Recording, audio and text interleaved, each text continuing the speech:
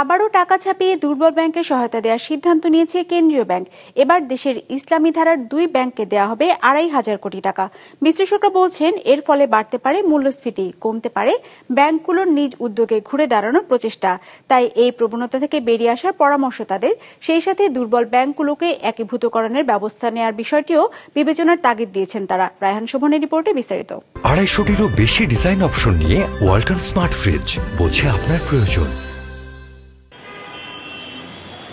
আওয়ামী লীগ সরকার পতনের পর একের পর এক বেরিয়ে আসতে থাকে দেশের ব্যাংক খাতের নানা অনিয়ম ও দুর্নীতির চিত্র, যার ফলে বাড়তে থাকে ঋণখেলাপির হার। বেশ কিছু ব্যাংকে তৈরি হয় তীব্র তারল্য সংকট, দেখা দেয় চরম গ্রাহক অসন্তোষ। তবে কেন্দ্রীয় ব্যাংক গভর্নর আহসান এইচ মনসুরের পরিষ্কার বার্তা ছিল, যতই খারাপ অবস্থা হোক না কেন ব্যাংকগুলোকে টাকা ছাপিয়ে দেওয়া হবে না কোনো তারল্য সহায়তা। যদিও সরকারের প্রথম 3 মাসের মাথায় পাল্টে গিয়েছিল সেই বক্তব্য।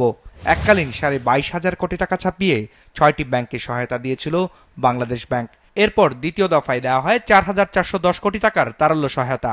এবার নতুন করে টাকা ছাপিয়ে ফার্স্ট সিকিউরিটি ইসলামী ও সোশ্যাল ইসলামী ব্যাংকে আরও 2,500 কোটি টাকা দেওয়ার সিদ্ধান্ত নিয়েছে কেন্দ্রীয় ব্যাংক। ফলে সব মিলিয়ে তারল্য সহায়তার পরিমাণ দাঁড়াবে 29,410 কোটি টাকা।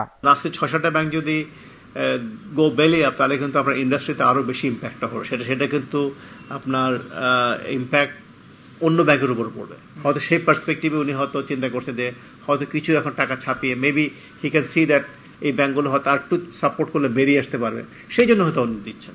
কেন্দ্রীয় ব্যাংকের তথ্য অনুযায়ী এক্সিম ব্যাংকে নতুন করে ছাপিয়ে দেওয়া হয়েছে 8,500 কোটি টাকা, আর নতুন 2,500 কোটি টাকা আমলে নিলে এসআইবিএলকে দেওয়া হয়েছে 5,500 কোটি টাকা। 6,000 কোটি টাকা দেওয়া হয়েছে ফার্স্ট সিকিউরিটিকে। ন্যাশনাল ব্যাংকে 5,000 কোটি টাকা, ইউনিয়ন আর গ্লোবাল ইসলামী ব্যাংকে 2,000 কোটি টাকা করে। কমার্স ও এবি ব্যাংক প্রতিটিকে দেওয়া হয়েছে 200 কোটি, আর আইসিবি ইসলামী ব্যাংকে দেওয়া হয়েছে 10 কোটি টাকার তারল্য সহায়তা। ক্রমাগত নতুন টাকা ছাপিয়ে দুর্বল ব্যাংকগুলোকে সহায়তা দেওয়ার ফলে কি প্রভাব পড়তে পারে দেশের অর্থনীতিতে? আমাদের কাছে মনে হয় যে একটা ব্যাংক যদি বন্ধ হয়ে যায় তাহলে হয়তো অর্থনীতিতে বিরাট একটা প্রতিক্রিয়া সৃষ্টি হবে। কিন্তু এইভাবে দুর্বল ব্যাংকগুলোকে বাঁচিয়ে রেখেছে আমরা আরও বেশি ক্ষতি করছি। শুধু ব্যাংক খাতের না, গোটা দেশের একটা বড় ক্ষতির কারণ হচ্ছে, সেদিকে আমরা দৃষ্টি দিচ্ছি না।